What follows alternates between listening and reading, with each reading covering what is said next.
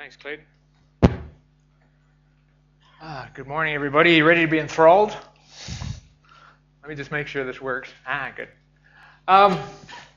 Yes, this isn't the first time I've had the opportunity to talk at this particular gathering the IQA organizes, and I thank the organizers for the opportunity to be here, and congratulate you on such a terrific turnout. I do a fair amount of these sorts of presentations because I think it's I think, as Stuart was saying, Queensland is the most successful mining health and safety part of the world. Everybody comes to Queensland to find out what's happening here to try and change what's happening there.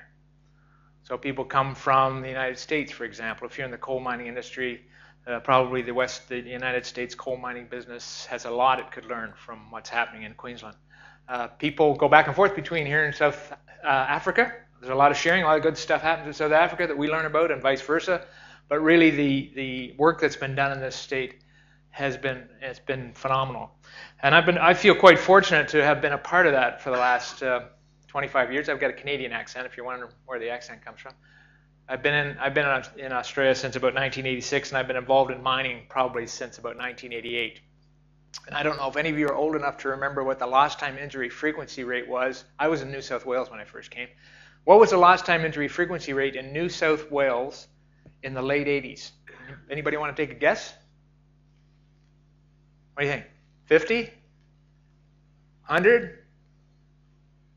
200? It was actually close to 300. Right? It's a number that's hard to believe at this point when I think Stuart said 2.9, didn't he? 2.9? That's like a twofold improvement. Now, a lot of that was the insurance program, and if I wanted a new car, I cut my finger off. You know, that sort of thing happened in New South Wales in those days. But the improvement in fatalities, I think, is the real measure. The improvement of the catastrophes, of the unfortunate disasters that we had in the mid-90s, for example, at Mara. Those improvements have been phenomenal.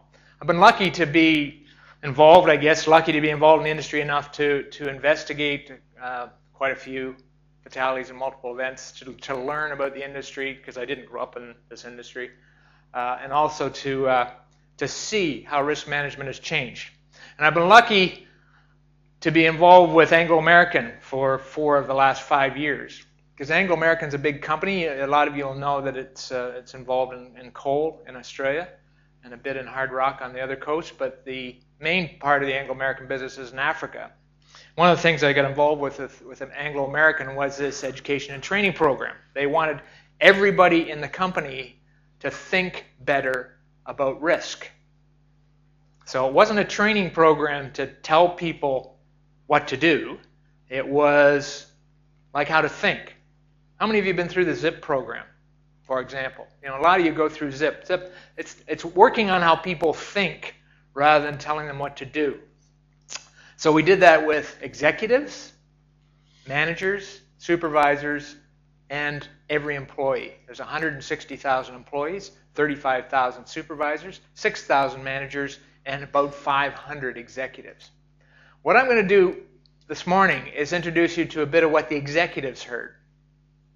Because the executives are the people, of course, that make a lot of the decisions about the business, that affect the design and the way the mine or the quarry is set out in the first place, resourced, manned, et cetera, et cetera.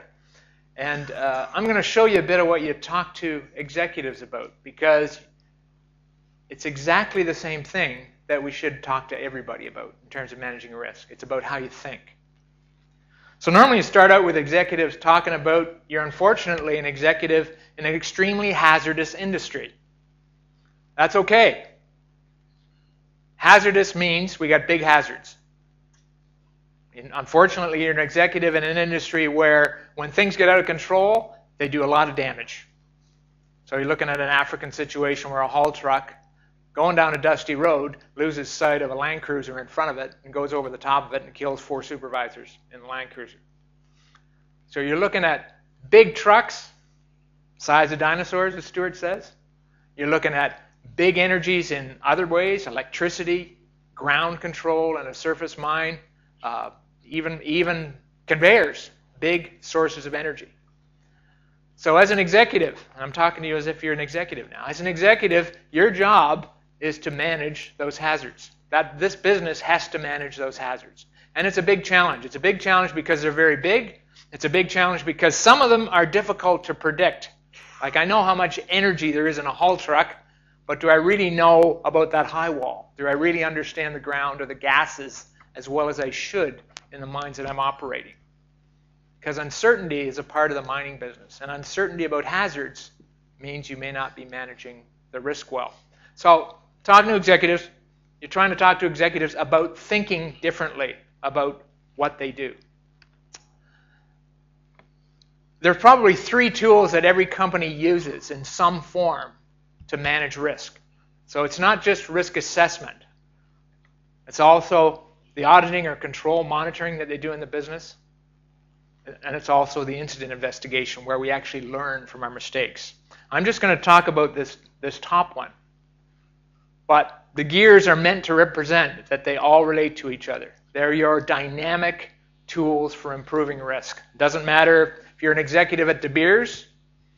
I got to do a workshop with the executives at De Beers in London, which was a real eye-opener to me, because you really had to talk very basic stuff about risk to the executives. Right? You really have to talk very clearly about how you think about risk to everybody in the company. And one of the things that executives don't realize is how much these 3 things relate to each other. Risk assessment is thinking proactively. Incident investigation is learning from the mistakes that happen.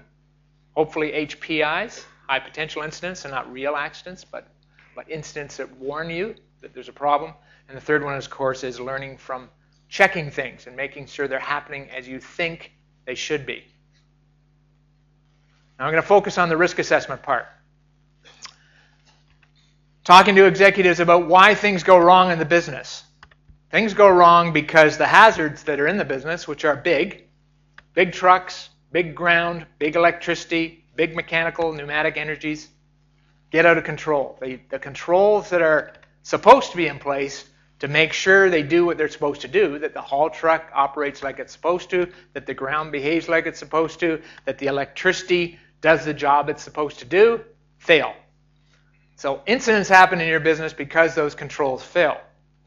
So one of the points that Anglo-American wanted to make through the whole business, which I think is extremely relevant, is if you want to manage risk, that's what you manage, the controls. You don't manage a 5x5. Right? You don't manage the 5x5. You manage the controls. And I'm going to come back to that because that's one of the top 5 things that I think is important to get across at every level of an organization. Just 5 things. I'll come back to that. You can get more complicated about this model. Some of you may have seen the James Reason stuff. James Reason is, if you do ICAM, has anybody been involved in ICAM investigation? So ICAM is a BHP-evolved methodology, which James Reason had a lot of input in. He's a psychologist in the UK, about how to look at human error, about why did the person do what they did around that conveyor, to understand it. But it does very much talk about defenses or controls, and how when they fail, there's a lot of reasons why they fail. And it's not just the person making a human error or a violation. You might even have just been exposed. I just happen to be in the way. It's also, there's error-producing conditions in the workplaces that we have. Traps that are set by the way we design the work or the way that the work is being allowed to be done. And those traps very often come when you're talking to executives from the way executives and managers run the business. Those decisions lead to error-provocative conditions so that when I make a slip lapse, when a conveyor operator goes out to decide that there's something squeaky, I got to go and have a look at that. I should turn off the control room power before I do it, but I won't be able to hear the squeak if I do that. So I go out and I access the conveyor when it's live. Right? The trap's been set. The operator's doing a good job. He's trying to keep you in production. That's the classic human error. And I'll tell you, in investigating a lot of fatalities, it's very seldom that the person who's killed has done some sort of violation that other people would not do at the same site. Very common it's a violation, but it's very common that that violation is done by a lot of people. We all speed, if you will. So, once you set the tone for executives about why accidents happen, it's all about controls, and those control failures come from your decisions as an executive or a manager or a supervisor, and sometimes the decisions of the person that's right at the face. What we're really trying to influence with risk is how we make those decisions. How do we think about risk? Risk is something that we all assume as a result of a decision. Right? If you think about it, you make a decision to cross the street. Right? You make a decision to buy a piece of equipment for the pit or the quarry. You make a decision to operate in this way. And that decision leads to an output, some of which is risk. There's always risk. You cannot cross the street without risk. There's no zero risk. If you cross the street, there's risk. It might be high, it might be low. So to get people thinking about risk more effectively, even when you're talking to executives, you're talking the same things. And these are the 5 issues that in working in this industry for 30 years, I think are the ones that if we can influence these 5 issues, we can actually improve on what is already a good performance. Even though we're the best in the world, we're probably about a magnitude higher than a safe industry. Meaning, I don't mean safe in terms of mining, I mean safe in terms of all industry. So we're still about 10 times worse than we could be. 5 ways we might move towards this. People don't recognize and appreciate hazards. The hazard is the thing that has the potential for harm.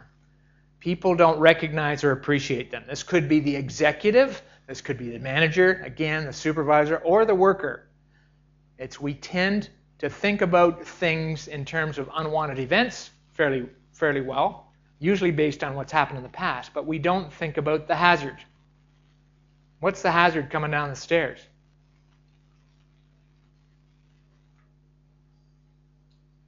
The hazard is gravity. The event is a trip or a fall. Okay, now that's a really simple example, but when you talk about what's the hazard to Ensham a couple of years ago, January a couple of years ago, about a year before it happened in Brisbane, what was the hazard? The event was flood. The hazard was rainfall. Right? You manage. If you think about the Brisbane flood and all that's been in the paper about the Brisbane flood, a lot of it is a discussion of Wivenhoe. A lot of it is discussion of the water levels of Wivenhoe and the rainfall. Thinking about hazards makes you think a little bit different about unwanted events. Because your brain will think of unwanted events quite quickly if they've happened before or if you've heard of it. But your brain will not back up and say, hang on, what is the hazard with that unwanted event? Let me show you. I'm going to show you some aspects of that. Second thing that we can get it to in terms of issues is that we still tend as a global mining industry, and this happens in Queensland as well as the rest of the world, all of these things are the same pretty much around the rest of the world that I've seen, is that we're driven by forms in risk assessment and not the outcomes. We're driven by filling out a form rather than thinking about what are we really trying to do. We're also relying far too much on the 5x5 matrices to make decisions for us. We're using the 5x5 too much. We're giving ourselves a feeling that we've got the risk to an acceptable level, but it's not going to, 5x5 will not do that for you. The fourth area is that we're not focusing enough on controls. And you'll see this in the way we do our forms and the way we do our 5x5s, but it's also a bit in the way we think. And the last thing is we're not recognizing the right value that drives good proactive thinking. I'm going to walk you through each one of these. Now, this is exactly the same set that I use with executives to think about, to talk to them about the way they think. Let me walk you through it. First one. This is a fatality. How many people have seen this picture before? I'm just always curious about these things get around. So the story is, very quickly, this tire failed during operation. And you can see the failure is at the top of the tire. That's the weakest part of the tire when it's operating. So this tire failed because it overheated inside. The air overheated inside. It overheated because when the tire was mounted on the rim, it was mounted, one of the blocks of wood that separated the beads when it was being transported horizontally, when they put it on the hub, was left in the tire. It bounced around inside the tire. bouncing around generated some heat. It began to create an oxidization, sort of a low-level fire situation, not flames, but heat. It created heat inside the tire, and the heat, of course, increased the air pressure, and you had a reaction, pyrolysis, inside the tire, which made it explode. When it exploded, it drove the floor of the cab of the truck to the roof with the operator inside. So the operator was killed. What's the hazard? The hazard is the pressure inside the tire. You with me here? Do we really understand this? You guys that have changed probably big truck tires, a lot of you have seen stuff from, I'm sure, from tire suppliers about the pressure that's in the tire. But do we really understand how much there is? Anglo-American decided to experiment. Decided to see, what happens when you heat up a tire. They had 2 fatalities. They had 2 fatalities in a very short period of time in a mine. One was truck caught fire. Guy went to put out the engine fire, took the fire extinguisher, walked up, went inside right next to the tire to shoot the fire extinguisher into the engine bay, and the tire blew up. They found bits of him a kilometer away. So do we really understand the hazard? Anglo-American thought they'd have a look at it. Now this is a munitions testing facility in South Africa. What you're looking at is a moderately large haul truck tire, not a big one, not the biggest you can get, mounted on a block of concrete block filled with dirt. This weighs 30 tons. This weighs 30 tons. Now what they're going to do is they're going to heat the rim up with a torch. So they've got a torch set up inside the rim to just heat it up, similar to what you might do if you wanted to heat up a bolt that you couldn't get off on a tire. This little device here is actually a spike gun. This is if they have to neutralize the tire, they can fire a spike in it without going near it to release the air. So that's what that is. So what they're going to do is see what happens when you put a torch onto the rim of this tire. Now, for those of you who don't like swearing, there is a couple of words in here which are, well, there's one word particularly which is not good, but I think it adds appropriate emphasis to what you're going to see. We might just note, too, how that distance there, just to give reference to this 30-ton block. Okay? Precise reading. But it's changing. Where is it now? The temperature is now at 43, 45, okay, 51, 54. Here's something happened. Something's blowing out of there. Something's fucked. There we go.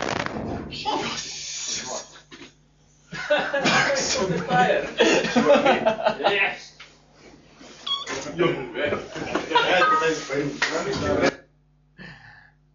So I don't know if you saw in the video, but it moved this 30-ton block. Not only you saw the energy coming off the tire, but it moved that 30-ton block about 30 centimeters. Just an example of a hazard. And how many people have ever been involved in handling, changing tires, and even if they're just road tires, we all are around tires. We've all seen these sorts of things. I would think you see posters of prints of bodies on the roofs of workshops where the tires failed when it's being pressurized and the guy's taken to the roof. But to really imagine the kind of energy that's there inside that tire. Next time you're standing in the rim with your Hastings steering representative standing in front of a Caterpillar truck leaning into the rim to have your picture taken, you just think of the bomb that you're leaning on. Right? That's understanding, appreciating the hazard. Once we appreciate the hazard, maybe we could predict the event. Once we understand the hazard, maybe we can think better about unplanned events. What can go wrong? If we don't understand the hazard, we just think of the things that have gone wrong. Now that you've seen this story, you'll think about if you're ever walking around, there's bits of wood, not being taken out of a tire. You'll say, hang on. That's an unacceptable risk. We got to get rid of that. But until you start thinking about the hazard, you don't think outside the box. You don't think about what if, and you only think about what has happened. And that kind of thinking is what we'll call a proactive thinking. Reactive thinking is thinking after learning from something. Geez, I heard this has happened before, therefore it could be a problem here. Or, geez, that happened to me, therefore it could be a problem here. That's reactive thinking. Proactive thinking is what if. It hasn't happened. It could happen. And it's a different way of thinking. People are not good at that. Even executives, even anybody in the world, generally speaking, human beings don't do the proactive thing very well. Good at reactive. Most of the things you change in your life, you change because of mistakes. right? Your big changes in life were not things where you woke up in the morning and said, you know, I think this might be a problem, so I'm going to do this. People don't do that. Ouch, that hurt. I'm going to do this. Is what really changes your life. So people tend to have evolved to learn from mistakes, but not to think proactively. So to do it, you have to challenge yourself.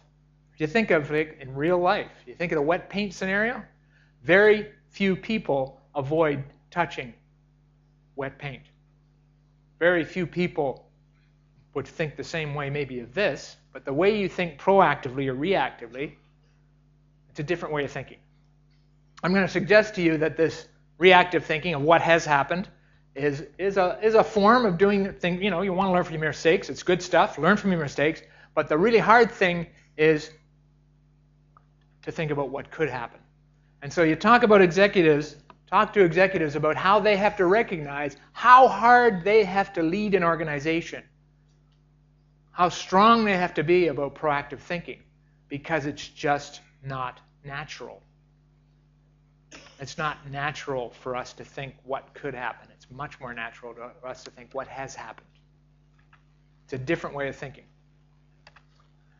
Another different way of thinking that's related to these hazards is that we use the words wrong. And even executives and managers, everybody uses the words wrong. Hazards and risks are different. I think there's a big step change you can make in mining and quarrying around the world by just getting these words right and having the right conversation. Even at the executive level or right at the face. It's exactly the same. Hazard is not the same as risk. Risk is a measure of how much you should be worried about something. That's all risk is. Low risk, high risk. Right? The hazard's the same. The hazard is the lion. Right? Nobody wants to eliminate this hazard. You don't want to shoot every lion on the planet. Right? Lions are beautiful animals, but they're hazards. You can't operate a quarry without electricity, so you're going to have the hazard. You're going to have it there, and you need X amount of electricity. It's the same thing. The idea is how much should you worry about it is based on risk. So risk is a measure of something. That's all it is. He is not a risk. He is not a risk. He may be a hazard, but he's not a risk. So using those words correctly. If you look at this, you guys that work in quarries that have maybe, or mines that have small pumps, this is a small water pump setup. Those of you that are in the electrical end of the trades probably look at that with a bit of discomfort, I would hope. So you're looking at a small pump up on the top that has a nasty little hole in the box. This happens to be a water pump, and so water is going up here and leaking down into this box. And of course, this is just the general quality of the circuitry around the place. The hazard, sorry to bore you with this, but I'm asking again, what is it? Electricity. Yes, electricity is the hazard. Right? Electricity is our friend, but it also has high potential for harm. What's the unwanted event? What do you think can go wrong here? Electrocution is an outcome. That's death. What's the event? What could happen? Short occurs when somebody's doing something to the pump because of the water. That's the unwanted event. So this was a fatality. This is a fatality in Central Africa where a person was washing a car. This was actually at an exploration residence. And one of the locals was washing the car. And he went over when the hose detached from the pump. You see that hose detached? He just went over to reattach it. When he walked over into the area, he was electrocuted and killed.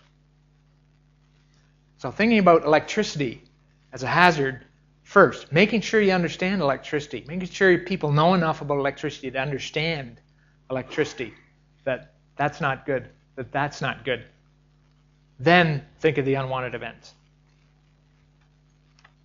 Think of the hazards. Even if you think of them in terms of energies, electricity is an energy, gravity is an energy, think of the hazards, the things that have the potential for harm. Then think about what can go wrong. Then think about what is the risk. What's the likelihood of that going wrong? And if it did, how bad could it be? And if the risk is significant, do we have the right controls? Now this is different. This may come across, I hope this comes across as pretty simple.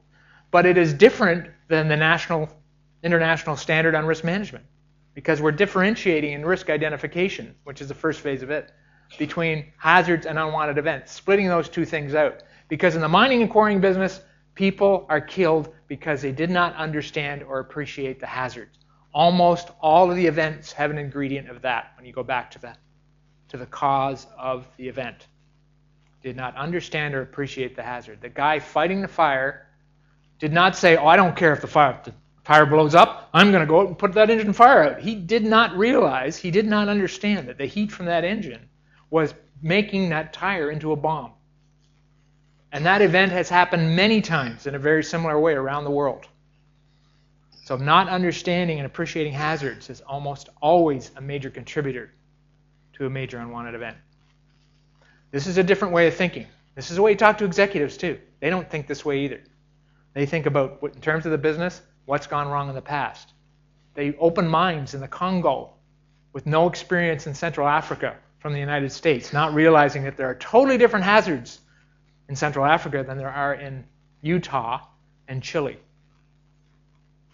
It's the same sort of thinking. This is a model of managing risk in terms of trying to manage risk at a site in a logical fashion. And I don't have time to go through it in detail, but basically it's saying, this is based on best practice with a lot of mining companies around the world, a study funded by an American copper mining company. You need to look across the business. Full site risk assessment is looking across your business, whether it be a quarry or whether it be a mine, and saying, what are the big things that could go wrong here? Where are the major hazards? How could they become major unwanted events and priority unwanted events in terms of risk? And are they under control? So the discussion that we just talked about, hazard, unwanted event, risk, and control, is done looking at the whole site. Are the controls adequate for those major events? The next one down is saying, you get a lot of change at a site, whether it be a quarry or mine, changes happen all the time. When you get a change, and it could be that something goes wrong that tells you I got to change something, or it could be something new coming in, or a project, say to yourself, what are the hazards related to this new thing, or this thing that I have to re-examine? What could go wrong? What are the unwanted events? What are the risks? What are the controls? Same conversation. So the outcome you want is to get the controls for the risks you're concerned about, in both the top and the bottom. Down here, everybody knows SOP, Standard Operating Procedures. Down here is about getting a plan to do the job that people follow, the task planning. Getting the SOP that's a written document for how we do this job because we do it very often, or we don't do this very often, let's have a little chat about how we're going to do it before we do the job. I'm avoiding talking about the forms, right? I'm just talking about conversation. I lead my crew through a discussion of, okay guys, what are the hazards in this job? What are the things that can bite us? How could that happen? What's that unwanted event? How could that get out of control? How bad do you think that'd be? Would that kill us? Therefore, what are the controls we've got in place? What's in place to control this for this unwanted event so that we don't have the incident? That's the discussion. The discussion can happen about the whole company.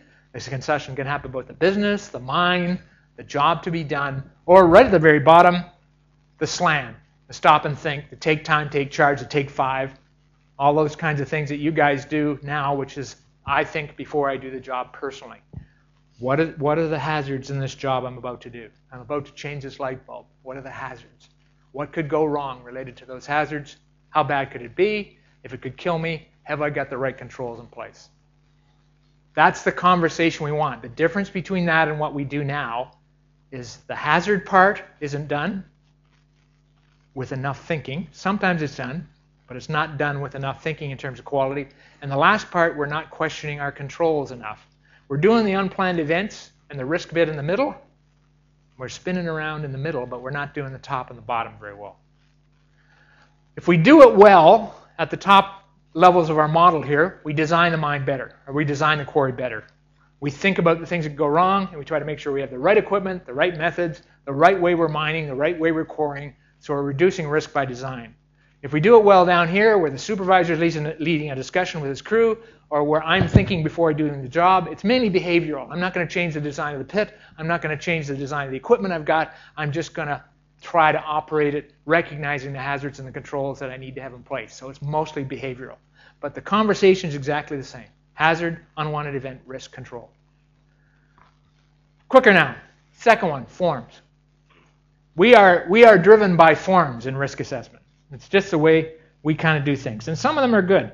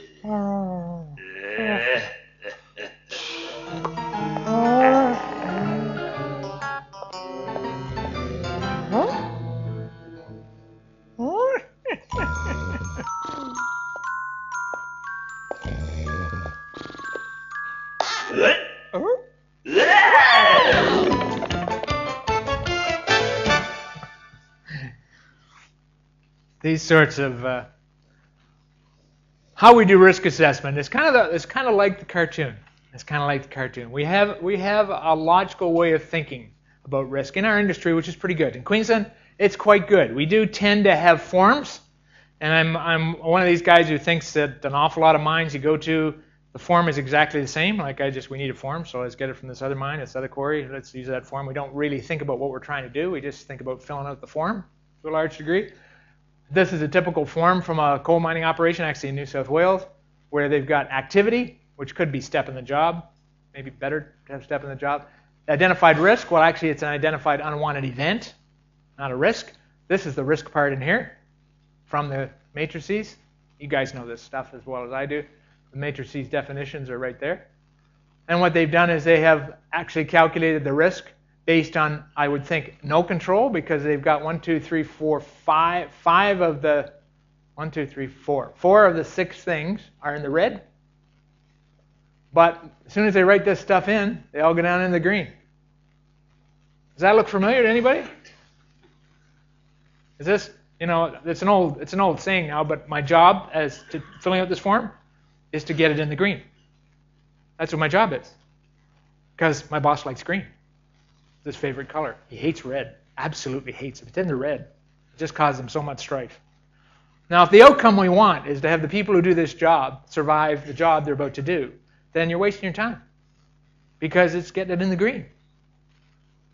Right? So that kind of language I'm talking about, the hazard, the unwanted event, the risk control, what I want is people to have a conversation.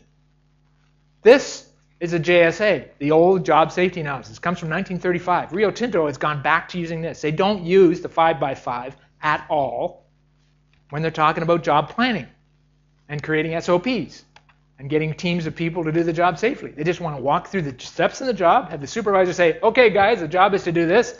Let's go through the steps. Let's think about the hazards and discuss the unwanted events and make sure we got controls for those.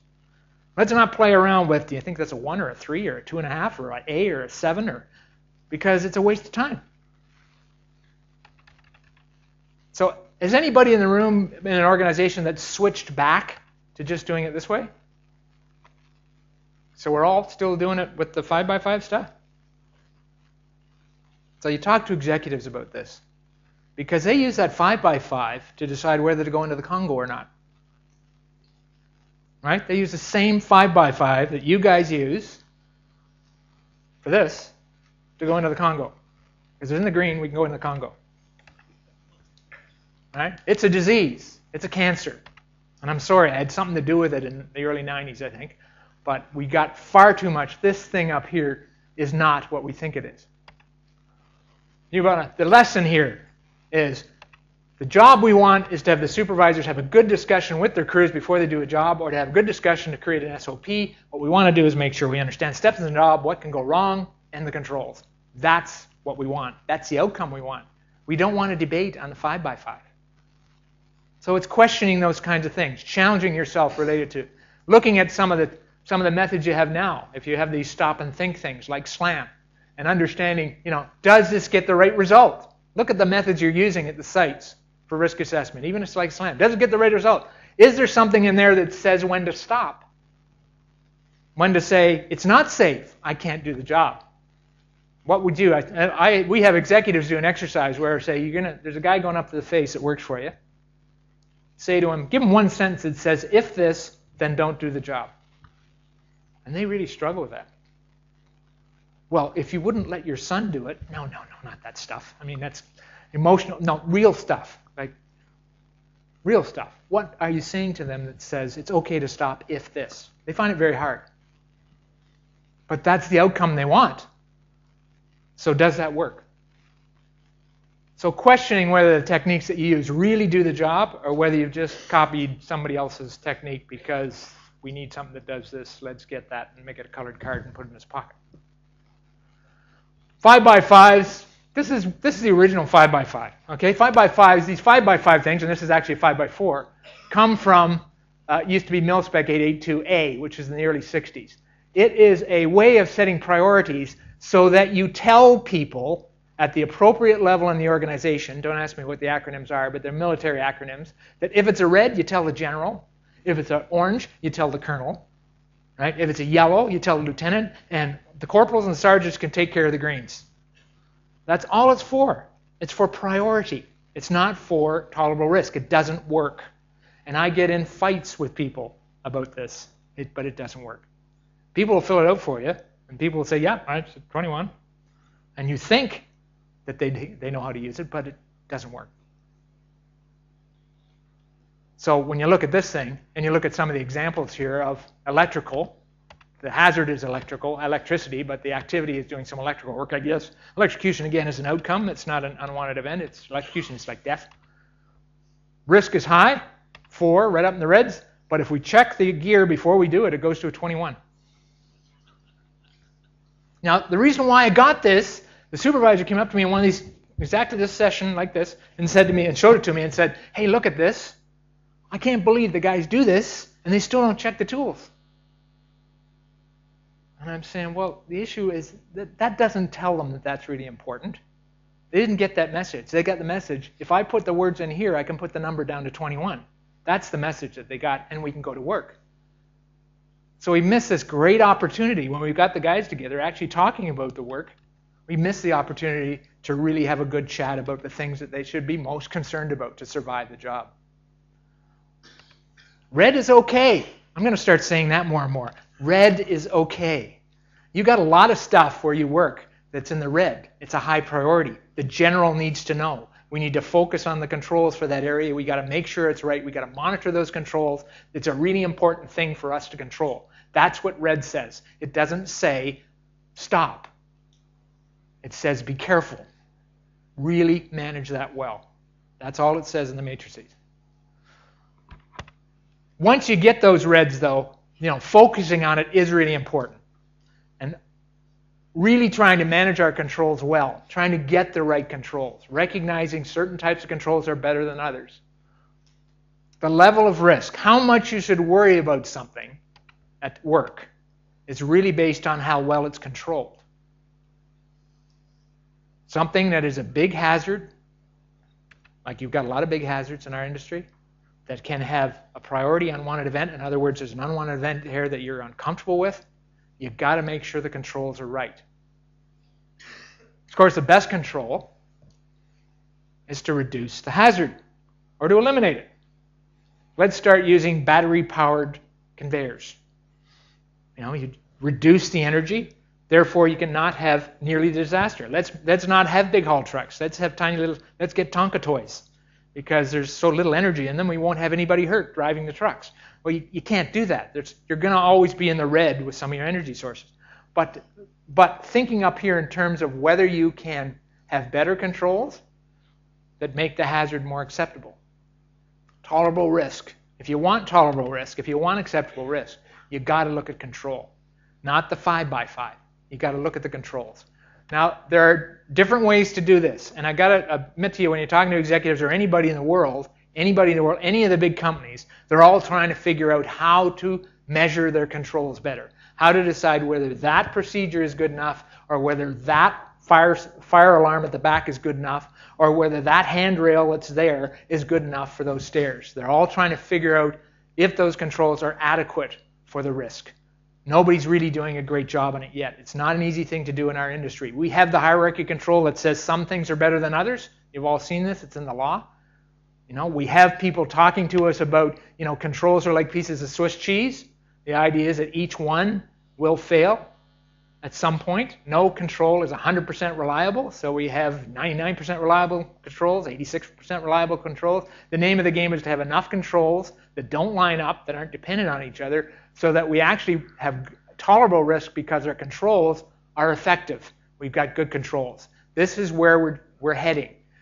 Now, because we haven't got a nice little measuring technique, we're really at the point where it's just trying to influence the way people think. Think about controls more. What's going to keep you safe is having the right controls, not the score on the 5x5. Having the right controls. Tolerable risk is about effective control. Now, this is another matrices, and I'm just giving it to you as an example of how you can think about controls with the same sort of logic, just as an example. The idea is that what you've got on the left here is a hierarchy control. Higher up here, the better control. Across the top, you've got control quality. Now, control quality is asking the guys, that procedure that's really important? The speed limits that we have for driving our haul trucks around here? Does everybody follow that? No. So our control of driving our haul trucks 50, 60 Ks is not 100% effective? No. How many people drive the speed limit? Well, actually, almost everybody kind of speeds. You just found out that your control, which is a procedure, which is not very good anyway, is over here. So you got a red control. Now that means bad. Red means bad in this one. So without getting into too much, teaching at you too much, where we're going to be shifting, where the industry will shift, I'm sure, after I retire for many years from now, will be towards thinking better, more effectively about controls. What you can do now is to just reinforce the conversation. Hazard, unwanted event, risk, control, control, control. And if we're going to do slams, if you go to do that job and the controls are not adequate for the hazards that are there, don't do the job. Make sure the controls are as we said they'd be in the SLP or as they have to be because there's something different, or don't do the job. It's about controls. You got a ladder instead of a cherry picker, and it's supposed to have a cherry picker, don't do the job. It's all about control. Control gives us a way to more effectively talk about risk. How many people have been exposed to bow tie analysis? And just as a survey too, quite a few of us. Bow tie analysis is a technique that will allow you to look at controls. For those of you that don't know it, I got to apologize, I don't have time to go through it, but the idea is that if you're worried about a haul truck, losing control of a haul truck, then you look at all the causes of why that haul truck might be out of control. It could be maintenance, it could be the design of the road, the cambers, the water on the road, as Stuart was saying, and you try and identify all the controls to make sure those causes don't lead to a loss of control of a haul truck. Then you go to the other side and say, if we did lose control of the haul truck, what might happen? Well, it might roll over, it might go off a ramp, it might run into another light vehicle, it might catch fire. What are all the controls that, should we lose control of the truck, will stop us from going off the ramp? Well, you got windrows, you got berms, you got roll bars, you got seat belts, all that stuff. So you can really intensely look at controls with this bow tie technique for things that you're very concerned about. If haul truck light vehicle collisions, as Stuart was saying, is a big concern in the American mining industry, sit down and walk through the controls and make sure that you have the controls that are effective for all of the causes that are relevant to those kinds of events and all of the consequences that could occur because of the events. If you do that, you've gone a lot further than doing a 5x5, which will do nothing for that. Nothing. Last thing, quickly. Not recognizing the value. Value is a big discussion with executives and managers. They talk a lot about values. There's an exercise that I would do if we had time. We don't. Do with executives. When you'd introduce the guy next to you, and when you introduce the guy next to you, I want you to give an example of how he or she manages risks to their family. That's how you open up an executive workshop. That's an icebreaker thing. And you do that, because you want them to say, I do a lot of things. I've thought this out. If you're in Africa, they're talking about security. If you're in Australia, they're talking about swimming pools and car crashes. If you're in Brazil, they're talking about bulletproof vests. They're talking about different things around the world, but they're always talking about proactive thinking with their family because they care. If you care, you are proactive. If you don't care, you are reactive. You with me on this? Just really quickly. Reactive versus proactive thinking. There's a relationship between how much you care and how well you think proactively. As I was saying, usually with your children, if you like kids, usually you think a lot about your children. You really care about your children or your immediate family.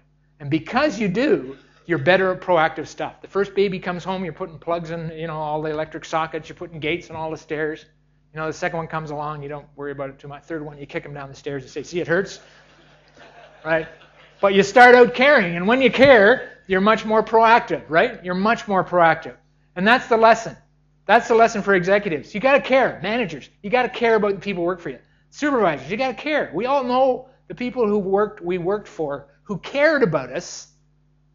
It's a better relationship. In terms of proactive thinking, you're not going to be proactive if you don't care. A guy in Africa said, my friends, I don't care about as much as my family. So, if I saw my friend out cutting a lawn in his bare feet, if I had time, I might say, whoa, what are you doing? But most of the time, I'd say, how you doing? Probably wouldn't say anything. Strangers, people you don't know at all, right? You just don't. You just stop thinking proactively. Big mine in South Africa, 10,000 people going down a shaft at shift change. How many people do you know? How many people does a guy who manages a mine with 20,000 people in it, does he really know?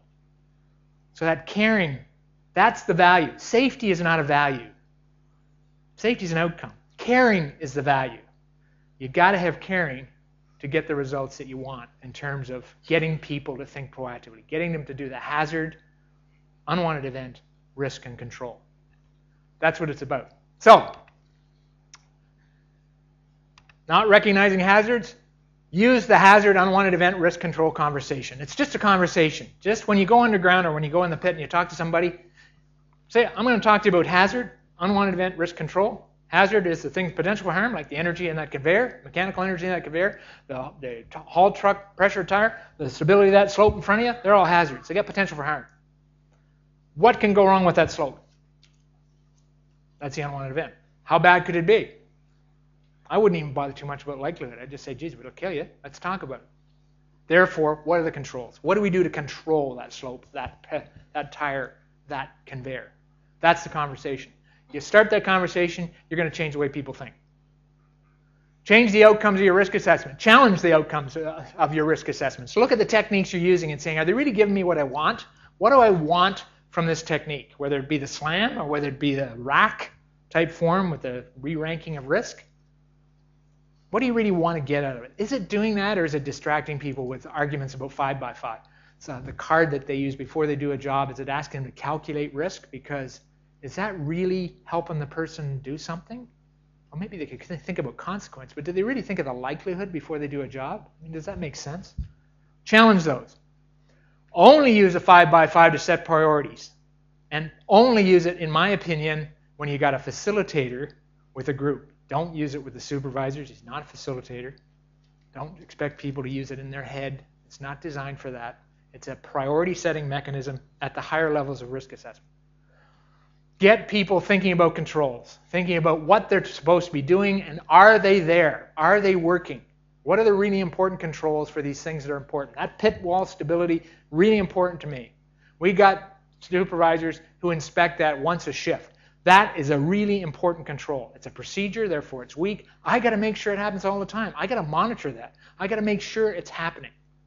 Focus on controls. You'll greatly reduce the risk. And of course, challenge. Think about that caring value. That's at a personal level. There was a guy in one of the courses, one of the Oppenheimers. I don't know if you know, the Oppenheimers started a lot of the business in South Africa in the De Beers and the diamond business. And he really got quite vocal about this. And he said, this makes sense to me. I can buy into this now. I understand that caring We have to care as executives in this company to make good decisions that trickle down through the organization. And if we don't care a lot, our managers are not going to care very much, and sure as hell our supervisors are not going to care very much. And it just gets less caring the further down you get in the organization. So you need leadership right at the top. You need everybody genuinely caring about the people who work with them and for them. So think about this stuff today. I want to thank you very much for the opportunity to talk to you.